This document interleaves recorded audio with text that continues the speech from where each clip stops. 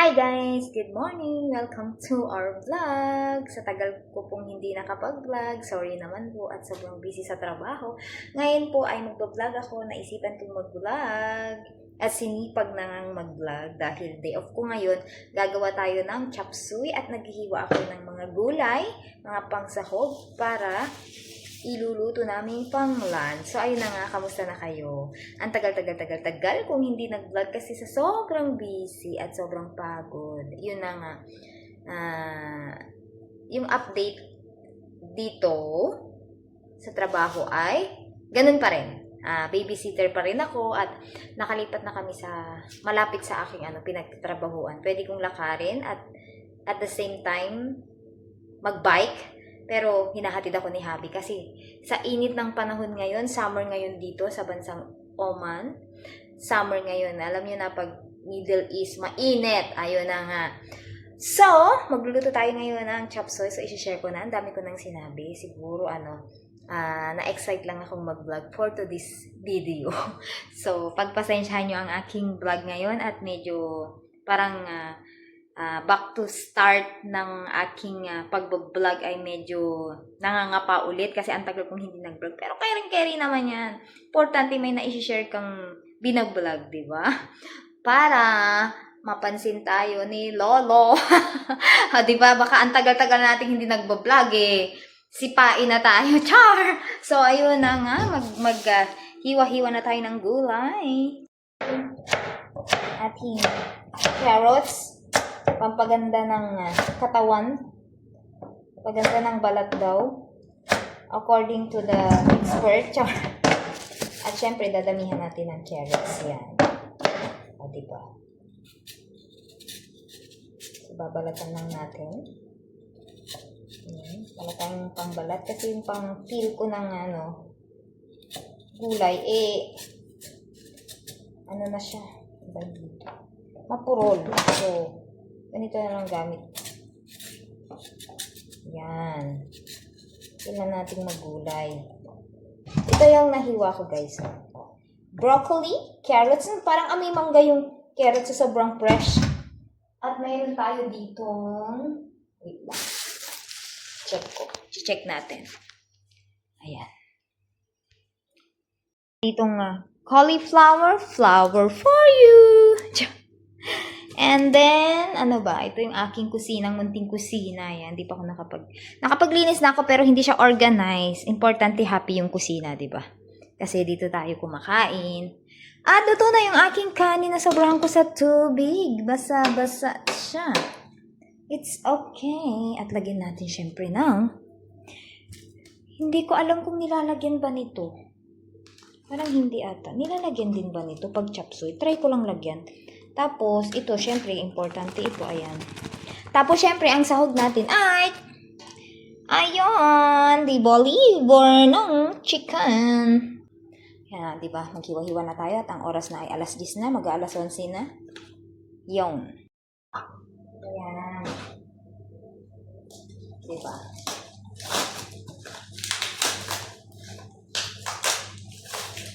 Tapos, mamaya, after namin mag-lunch, nag-message yung amo ko. 2 p.m. pupunta kami ng city center kasi iiwan sa akin yung 2 alaga kong bata sa mall. Ayan. So, kami muna nagbabantay. Ayan. So, hindi ko sila mag-video mamaya kasi privacy ba nila? Hindi kasi sila mahilig sa mag-video. So, ayun, respeto ko naman ang kanilang privacy. So, pag mag-vlog ako, kami lang. Well, i-video ko lang yung mall siguro mamaya. Ayan. Parang nakapasya na rin kayo dito. Diba? So far, ngayong panahon ay sobrang init. Grabe, summer na talaga. Alam mo yung pag-CR ka. Ay, ang init. Hindi mo kailangan ng heater. Pag malamig naman, pag winter, sobrang lamig naman, diba? Weather lang. Pero importante ay happy. Ay, hugot. Kunti lang ilalagay kong chips. Cauliflower. Para mayroon tayong extra na ulit. Diba? Huwag natin sagarin. Kailangan magpipili. Sa mahal ng bilihin, ramdam nyo na ba? Sa Pilipinas, ang mahal daw ng gas. Grabe. Pero dito naman, di naman. Diba? Buhay OFW. Kailangan natin maging happy at magdasal palagi. Wow, diba? Dito na tayo naman sa repolyo. Dala ko na tayo sa cabbage. Cabbage ba? Tama. Kumakabig. Kumakabig ang cabbage. So, half lang. Half. Half talaga. And then, of course, hindi ko alam kung bakit parang wala siyang laman. Yung mais na maliliit. Ganito pala ito. Ganito pala. Nakikita ko ito. Pero parang kainin. Kakainin mo pala talagang ganyan lang. Kasi malambot pala siya. Dito. Ano yun, baby? Corn. Tapos, ilagay natin siya. Hugasan na muna natin siya. Hugasan natin maigi. At yung pinapalambot ko. Pinapalambot ko siya. Malambot na siguro to yung manok. Akay ng manok. Kasi lalagyan ko ng water. Itong kaldera. Kasi ibababad ko dito yung gulay. Kasi mas prefer kong ibabad yung gulay sa tubig. Pupunuin mo yung kaldera ba? Wala kang plagahan. So pag pinulo mo, ano mo. Kasi pag ganyan, ang ganito, parang hindi mo na maigi. Ganun. Ang dami ko sinabi na. Sibuyas, tsaka mince na garlic. Yung ginawa ko kahapon. Nag-mince ako ng garlic. Para mabilis lang siya. Huwag ka na mag-gayat ng garlic. Meron na siyang garlic na nilagay dito. So, ang gagayatin lang natin is yung sibuyas. Pumikit kayo. Baka maiyak kayo sa sibuyas. Ang tapang-tapang nito. Char.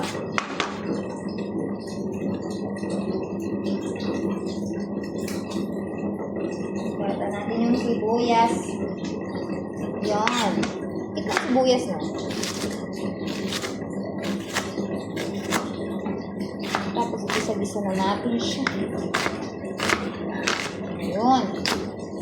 Gasan ko na. Puno na yung ating gulay. Ay, gulay. Kaldera. Ayan.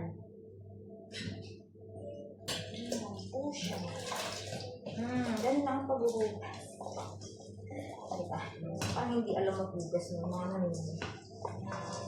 Depende naman yan sa paghuhugas. Depende sa ating how to wash the vegetable. Diba? Hi! Nag-vlog ako. Kita ka dito sa camera. Ayan na yung dalaga ko. Malaki na siya. Mas big pa sa akin. Ah, diba? Yan. So, napakainin ko sila ng gulay. Aking mag-ama. Kitara siya. Pag-off mo. Ano yun? Kat! Di ka? Di ka dito? Di ka ma?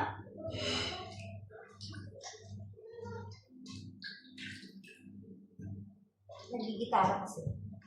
He's busy. Diba? Ayan ang gulay.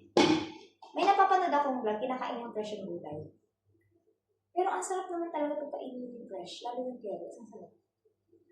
Lalo ba na napaka-healthy? Diba? Yan ang maging health.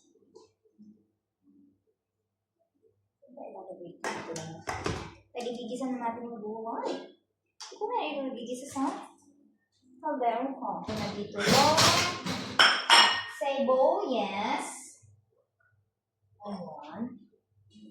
Kuhain na natin yung liver. Gigisa na natin siya, guys. Gisado na ang ating bawang sibuyas. At ako pag magluluto, madami akong nilalagay. Ako! Pag magluluto, char. Ganun talaga siya, no? Pag may nagsasabi. Ako, pag nagluluto, ganyan. Dami kong nilalagay na bawang. Siyempre, kwento mo yung sarili mo. Kung paano ka magluto. Ay ako, maraming bawang, maraming sibuyas. Yan. Para lasang-lasa mo. Ang sarap ka. Yan. So, igigisa muna natin maigi. Tapos, ilalagay ko na yung liver ng manok. Masarap din ang liver ng manok sa pansit. Yan. Tingnan na natin yung liver.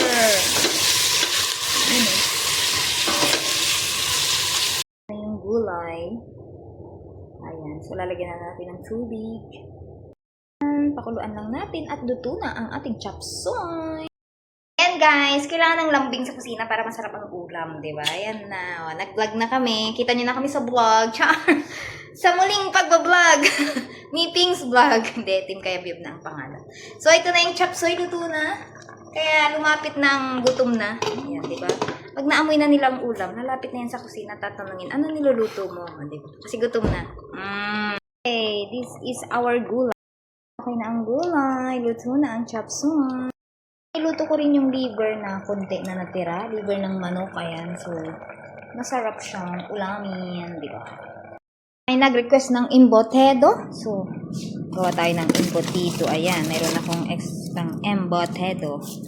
Baon sa school, baon sa trabaho. Pero kailangan ko magluto kasi gusto nila ng embotedo. Nag-request nga itong si Habi. Ginawa ko to nung nakaraang araw. Ibablog ko rin sana yun. Kaya tinamad ako kasi matrabaho ang embutidong gawin. Kaya hindi ko na na-vlog. Embutido. Ayan. So, kung nagtataka kayo bakit ganyan yung kawali ko. Nagpirito kasi ako kagabi ng chicken. Wow, nag-explain. O, syempre mag-explain tayo. Baka mabash tayo. Charm! Sabihin, ang dumi ng kawali. Hindi kasi, kagabi, nagpirito ako ng chicken. At saka, embutido din. Yun. So, syempre, tayong mga Pinoy, alam na natin yan. Yung pinagpirituhan, itinatabi natin. Ganyan tayo katipid, di ba? Tayong mga Pinoy, alam na natin yan. Diba? Magigets na natin yan. Na mahilig tayong magpirito ng yung pinagprituhan. Tapos pagpiprituhan ulit, diba? Tipid na tipid sa mantika. Ayan, ganyan tayong mga Pinoy, matipid. So, diba, para hindi masayang, hindi naman madumi. Ayan, kakain na tayo.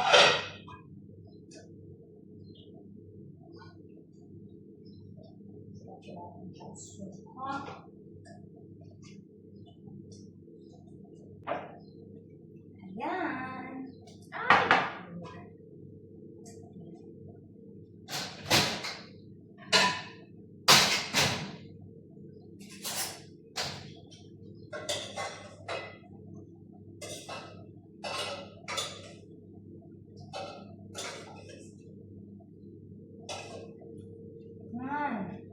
Nagluto ako ayan, ginisa ko yung tirang liver ng manok. Ayan, ang sarap.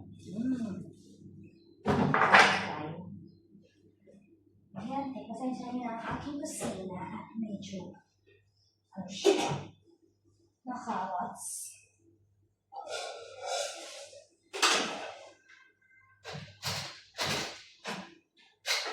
Yung embutido ko ay ayan, umitin. Ayan, umitin yung embutido.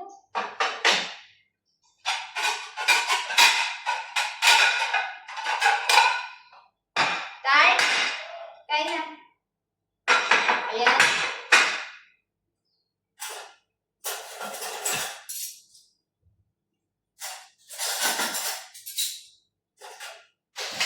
Juliana ay nagre-review ng kanyang exam sa school. Kaya hindi ko siya inutusan muna ngayon sa kusina.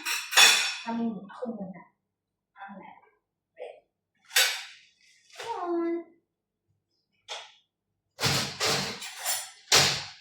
And so, yan. Wala for today. Thank you, Lord. Aming pagkain. Nainitim yung embutido. Ayan, kain tayo. Kain na kami. Sarap ba? Masarap. Yan. Gutom na sila. Siya lang. Ito lang, anak ko. O, tignan mo. Kumain ka kasi ng almusal. Sino? Ikaw. Kaya medyo busog. Ay, masarap yung chop suey ha. Kumuha kayo. Ayan guys, kain tayo. Sarap. Ikaw pa nga naisusubo. Sarap na. Sarap yan. Yung embutido ng itim. Sarap ng broccoli. Laki ng hiwa ko ng broccoli. Tignan natin. Yung lasa.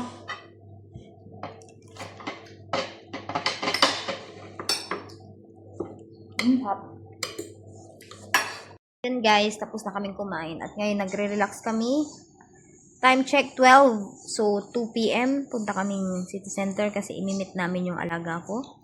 Ayan si Habi, nagsi-cellphone. Ako matutulog. At si Juliana ay tulog na dun sa kwarto niya or nagre-review ata. So ayan, dito kami ngayon sa sala. So see you later. Hi guys! Good afternoon. Ayan. So papunta na kami ng mall. Mimit namin yung dalawang bata. Ayan si Juliana, nagpapaganda. Diba? So dito na pala yung mall, malapit na. Ayan.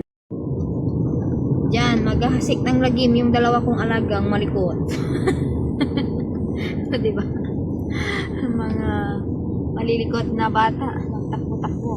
Grabe ang init ng panahon dito, guys. Diba? So, yun lamang po. Update lang. Ayan, update ulit. Dito kami sa playground. Ayan. Yung alaga ko, naglalaro. Kain sila ng ice cream, mag-ama. Ayan, katatapos ko lang kumain ng ice cream. May take-out na food. Diba? Kaya paalis lang ng dalawang alaga ko, sinundo na ng magulang. So, relax lang kami. Napagod ka tatakbo. Gusto ko pa ng ice cream. Hindi ko alam. 100 baisa. So, ang presyo sa Pinas sila nyo, 10 or 15? 15. Isa. Sarap din, parang McDo ang ice cream nila. Yan. Dito na kami sa bahay. Nakauwi na kami. Ayan. Ayun. So, yun lang po ang aming vlog for today. Maraming salamat po sa mga bago pa lamang po sa aming YouTube channel. Huwag pong kalimutan kalimbangan ang notification bell para updated po kayo sa aming video. Salamat po.